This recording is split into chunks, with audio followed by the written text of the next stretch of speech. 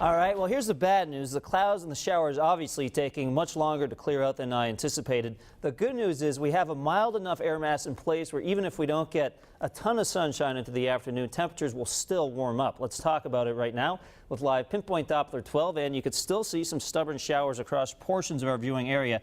Now, not all of this is actually hitting the ground as showers, but some of it is falling. You could see a shower right now out towards the Greenville-Johnston area along 295, and also a few showers showing up here down towards Newport, or just north of Newport, I should say, on into Little Compton and snaking on into the Horseneck Beach area. As we take a look now at the satellite picture, this is basically showing you where the clouds are. The white basically indicates where they are, and it shows you that a lot of clouds are out there right now. We have a few holes in the cloud cover here and there, and in those spots where it's clearing out a little bit, that's where temperatures are warming even more. But even in these areas where the clouds are pretty socked in, we're starting to see those temperatures warm into the 70s. That's because we have those gusty winds starting to develop from the southwest. That's a drier, milder wind direction for us. So even underneath some of these clouds, temperatures will be allowed to warm up. Echo Lake right now, 68 degrees. This is in Pasco. You can see not a ton of sun right now, some occasional patches of blue here and there, and other temperatures across the board. 71 right now from Providence, 67 in Westerly, 64 in Newport, 69 in Taunton. Check out Willimantic, Connecticut at 73. This is what we want. We want this stuff coming right into Rhode Island and southeastern Massachusetts. And we're going to call it partly sunny into the afternoon. Not as much sun, certainly, as I expected. However, here is really the race that's on. We have the battle between the boundary, which is firing off some of these showers, and the clouds.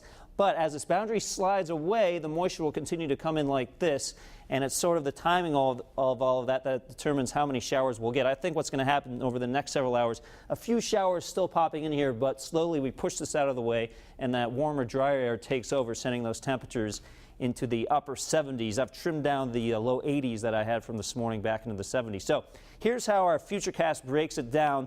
Notice a quick shower is possible over the next couple hours, represented by this green blip. And then into the afternoon, the white clears away. That's what we want to see. That's that moisture finally starting to depart along with that boundary. And then these winds will keep going from the west. Pretty gusty into the afternoon if you're outside a barbecue or at a ceremony. Definitely keep in mind those wind gusts around 25 miles an hour possible. And then overnight, a few showers are possible. And I'm thinking actually tomorrow is a very mild start before a backdoor cold front slides in from the east and then knocks down our temperatures by tomorrow night. We'll talk about that coming up in just a few minutes. So here is that updated forecast.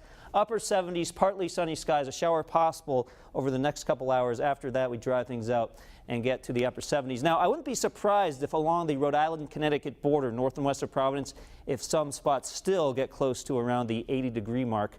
That's the area where I think the clouds will pull away the soonest. At the beaches, air temperature around 70, already in the mid-60s right now at some of our coastal areas, with that breeze going pretty strong at the beach. And there is a risk of rip currents out there today, so just be mindful of that. As we take a look here into tomorrow, I want to show you what's going to happen with this backdoor cold front.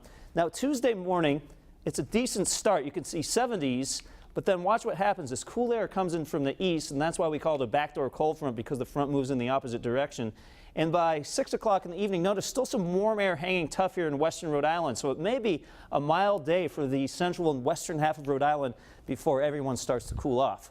7-day Futurecast shows those showers developing along with that backdoor cold front tomorrow evening. Much cooler by Wednesday in the low 60s, and then the chance of showers on Friday. So the moisture being very stubborn to leave right now, Brian. Still optimistic that we get a milder afternoon with at least some sunshine and temperatures making the mid to upper 70s. We'll trust it'll make its way here. Yes. All right, Pete. Thanks so much. There's a look at what's coming up on Eyewitness News beginning live at 5.